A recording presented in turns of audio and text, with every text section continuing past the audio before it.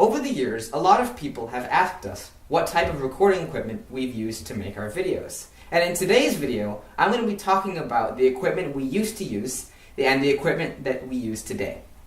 I'm going to start off with this recorder right here. This is called a Roland CD2E, and we actually used it for many years. On ease of use, it gets an absolute A+ because it's super easy to use. All you do, I honestly kind of forget, but I think it's just you push 2 buttons at once and you're recording. It's really, really simple. However, over time, as our taste in sound quality, got better, we realized this didn't quite have what we needed. And so after several years of using this and being quite happy, we decided to move on and find something that had better sound quality. That's when we found this. Now this is a Boss BR900 CD. And this has better sound quality, but unfortunately, as you can probably tell by looking at it, the user interface is super convoluted, and any time we had to use it, we've only used it like 3 times, we had to pull out the owner's manual and study it for an hour just to figure out how to turn it on and get it recording. It was really crazy.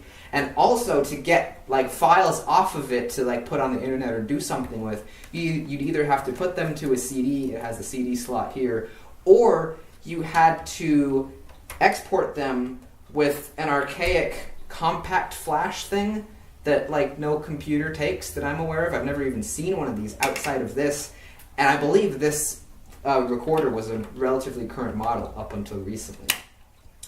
So once we got this, we realized that it wasn't going to work for us, and then we found this little thing. Now you might look at it and go, it's a little tiny thing, I can't do anything, but this is actually what we currently use. This is a Roland R05, and it, like this, is extremely easy to use. You push a button and then push it again to record, but it has really, really good sound quality. If you go back and listen to literally all of my videos, the World's Greatest Pianos series, that series of videos, all of them were recorded with this recorder.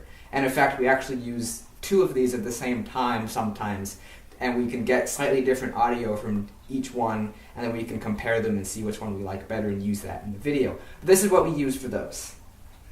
So after recorders, I was actually hanging out with a friend of mine who was a guitarist, and he was using a looper.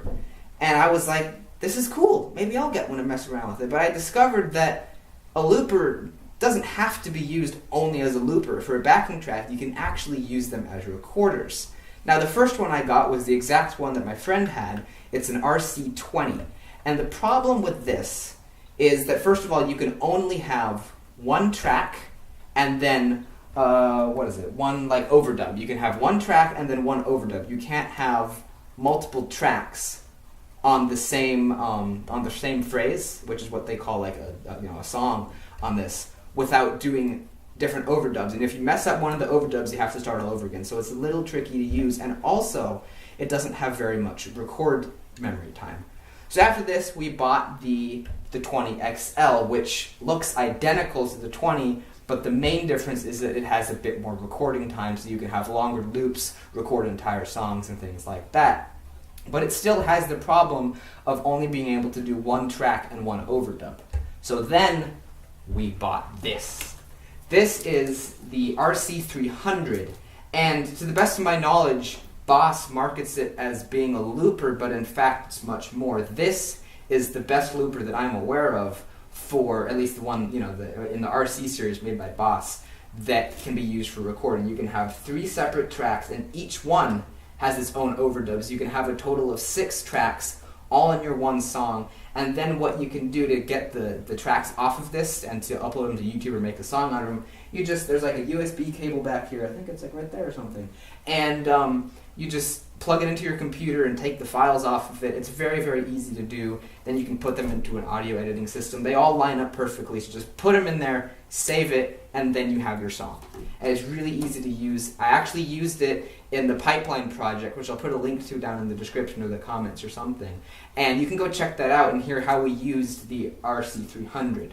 We're very happy with it, and we're excited to work with it in other projects that we may have coming up. So there is my video about all the recording equipment that we have used. If you liked it, make sure to give the video a like, and you can visit my channel and check out my other content, and if you like that, you can think about subscribing. I'll see you next time.